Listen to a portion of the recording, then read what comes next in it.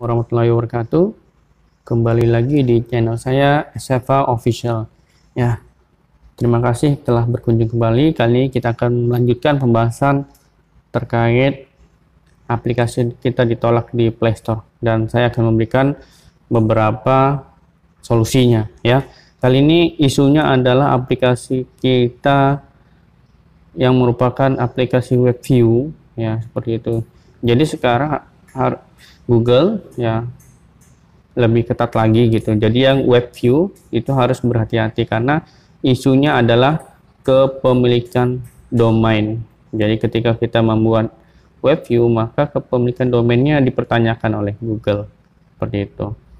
Kemudian juga terkait icon gitu, itu juga bermasalah. Nah di sini juga ada yang ini ya, APK-nya kena suspend dengan isu screenshot kepemilikan domain dan pengalaman aplikasi. Ya memang karena ketika kita membuat web view langsung dari suatu website maupun itu blog kita sendiri, ya itu bisa saja terjadi kena suspend atau ditangguhkan akibat kepemilikan domain. Ya jadi teman-teman harus berhati-hati lagi membuat web view-nya, ya seperti itu.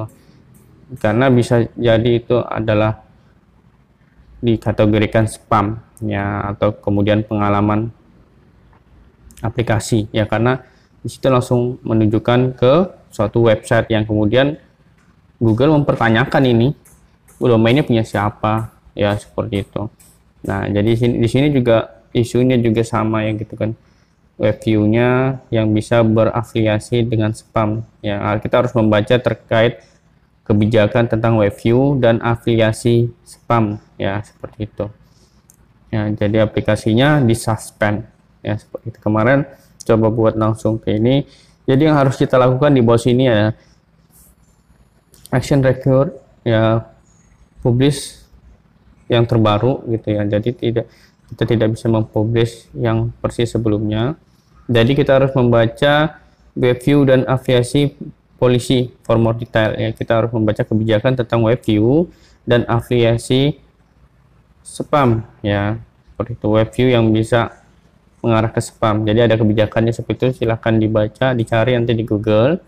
Kemudian yang kedua langkahnya, visit Google Play Academy for app success ya. Kita harus mengunjungi Google Play Academy untuk aplikasi yang sukses ya, seperti itu ya.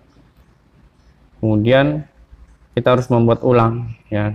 Yang terakhir, ketika kita sudah membaca maka kita harus membuat ulang dan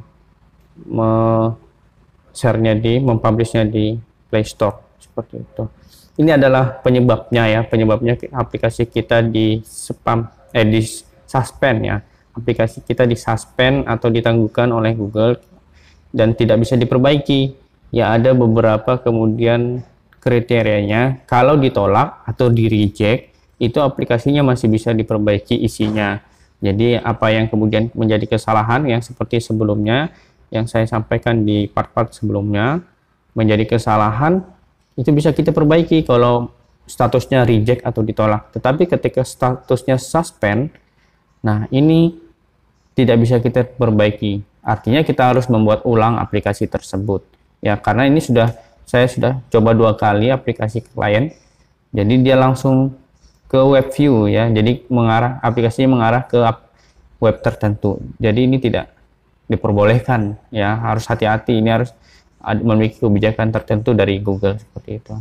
Nah, bagaimana teman-teman yang kemudian tidak mau ribet gitu kan, melihat kebijakannya yang seperti ini, seperti itu.